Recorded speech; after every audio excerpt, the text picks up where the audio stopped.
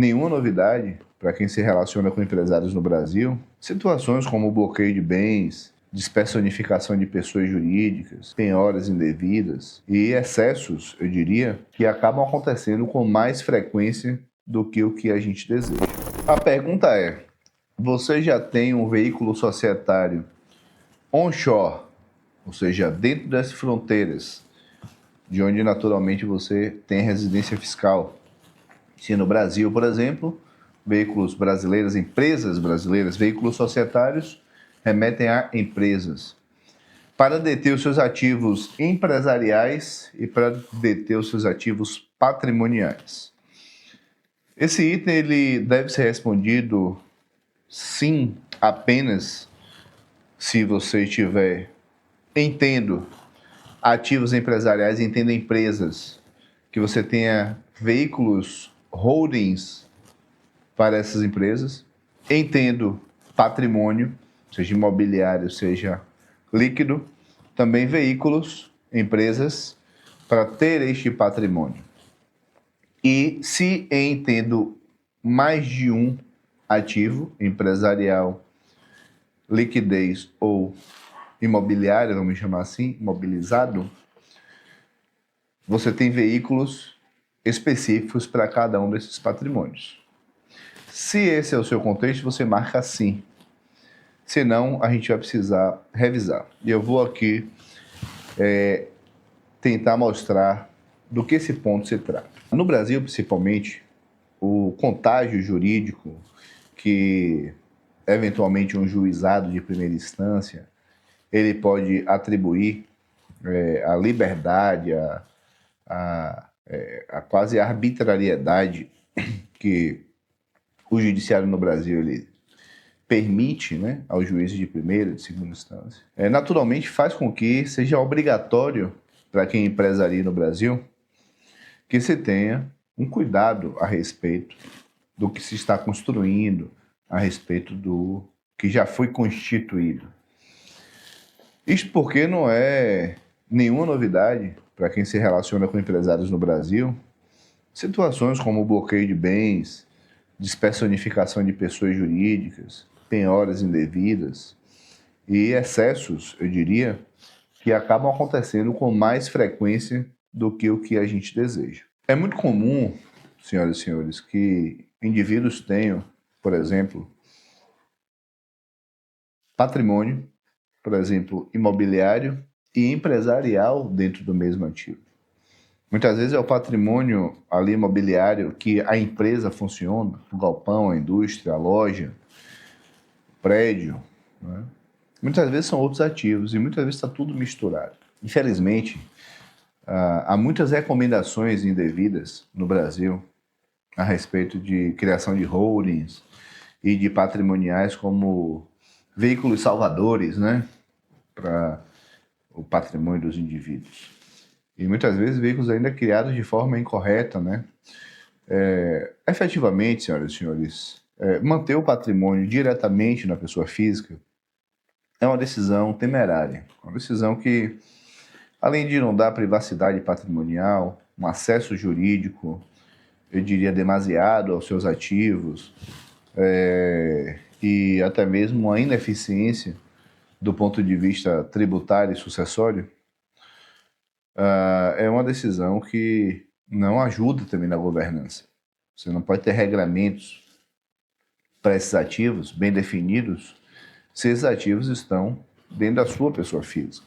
O ideal é que você tenha holdings para cada grupo de ativo que você detenha. Por exemplo, para o seu conjunto de imóveis, é salutar que você tenha uma empresa, seja orientada a guardar imóveis, que ele te ofereça uma condição tributária especial para a negociação desses seus imóveis e que ela tenha apenas imóveis. Você não vai colocar, por exemplo, empresas com funcionários, com contratos, com riscos que estão fora da natureza dos imóveis dentro dessa holding de patrimônio. Para esse tipo de ativo, ativos empresariais, deve-se criar holdings específicas para o patrimônio. Para esse tipo de ativo, cabem as holdings de empresas as sociedades que existem para deter outras sociedades. Há ainda uma reflexão que há de ser feita a respeito do tipo societário, né? Se essas sociedades elas estão sob o regime limitado ou sobre a lei das SAs, né? Como sociedades anônimas, usualmente fechadas. Isso porque o acesso também e o regramento do acesso a este patrimônio é muito diferente nos dois tipos de empresas.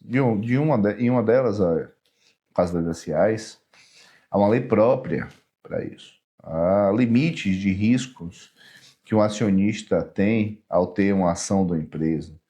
Não há uma contaminação e nenhuma mistura do que é a empresa com o que é a pessoa física dona da empresa. No caso das sociedades limitadas, no Brasil, que é diferente de outros países como Inglaterra, Portugal, Estados Unidos, enfim, muitos outros, né?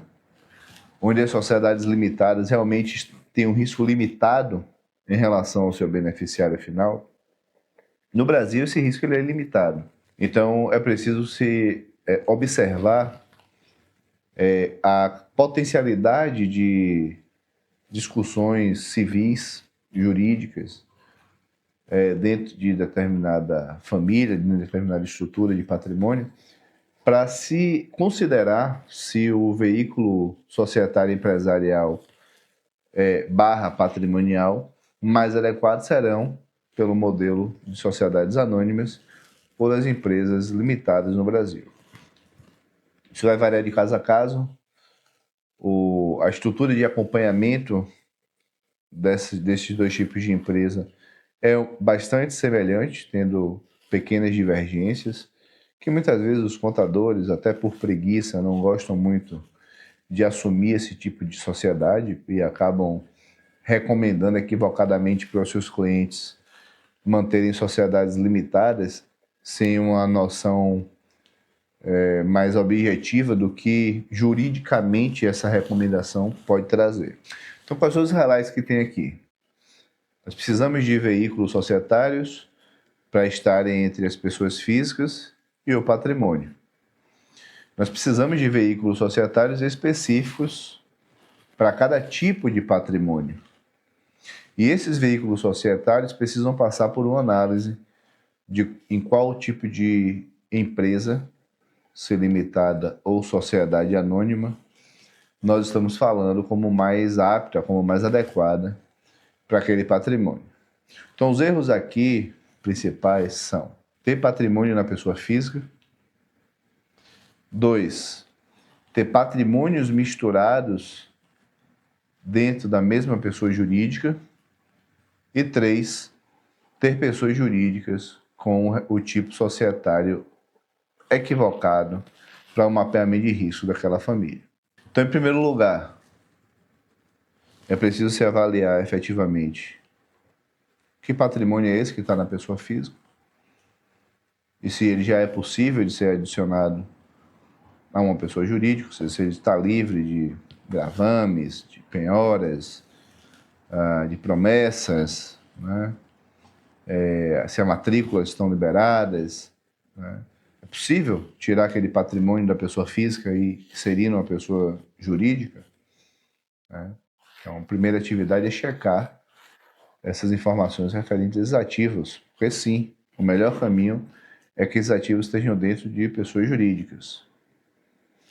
Naturalmente, de forma coletiva, não dá para recomendar a quantidade de pessoas jurídicas, mas vamos entender que, pelo menos, o conjunto de ativos patrimoniais deve estar separado da pessoa física, deve estar separado do conjunto de ativos empresariais e, na maioria das vezes, você vai conseguir colocá-los todos dentro de um mesmo veículo, salvo algumas particularidades que vai depender de caso a caso.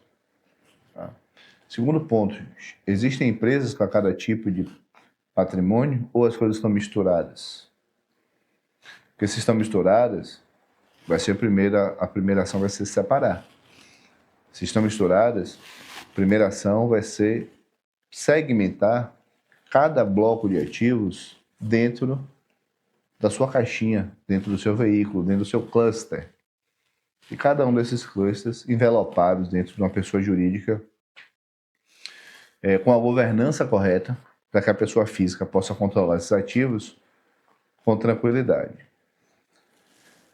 E 3, fazer uma análise se essas empresas constituídas, para o caso delas já existirem, se elas estão corretas, se elas foram constituídas da forma correta, se elas têm os acordos de sócios corretos, se ela tem os regramentos corretos, se ela tem os quinais corretos.